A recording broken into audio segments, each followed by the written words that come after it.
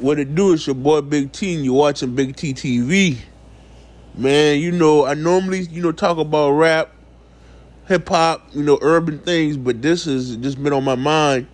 And this is all I've been watching, so I haven't even been putting out videos. I like to put out a lot of videos. But this coup or mutiny in Russia, this is all I've been watching for the last 36 hours. And I have a couple thoughts on it, and I just want to know what you guys think. So I want to let you guys comment down below and tell me what I'm missing. You know what I mean? And like it if you like the content. So when I first heard about this, Prigozhin, I'm going to go over a brief overview of what I know about the Prigozhin Wagner group and his relationship with Putin. So Prigozhin is Putin's chef or caterer, and he heads the Wagner group, which is a private military that has business all over Africa, Venezuela, where they deal with resources and taking over resources like gold mines and oil fields, all for like personal gain, from my understanding.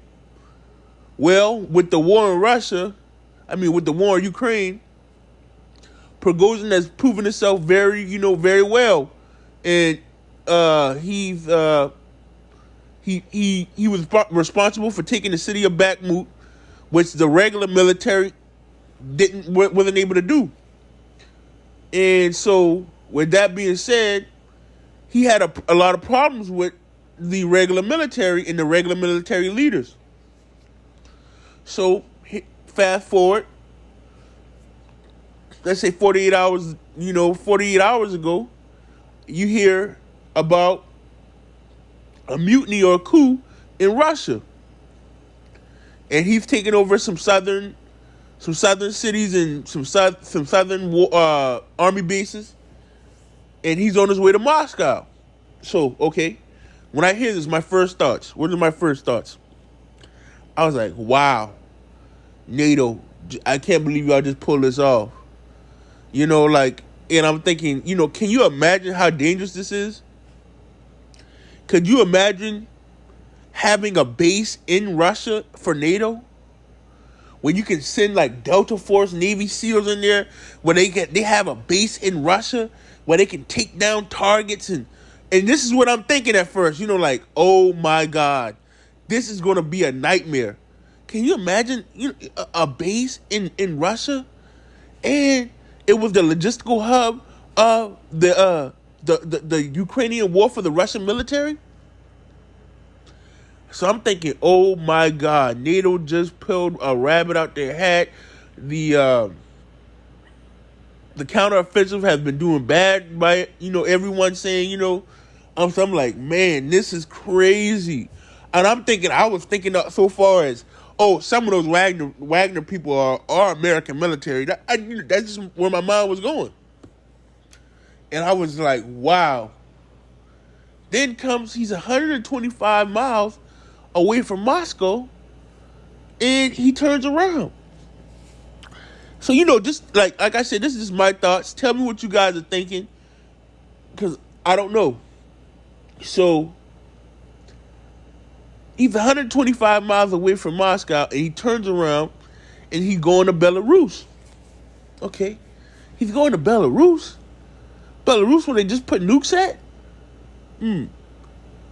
Well, Belarus, would they have a army that, or a military that needs training? So now, okay, the Wagner Group. The Wagner Group is supposedly ex-special forces out of Russia, some of the best guys. And they're war savvy because they've already been through the hell of Bakhmut. Now imagine, and I was thinking, did Putin play a trick on us? On the world? On his own people? Because I have a couple benefiting factors that I think Putin benefited from this. First,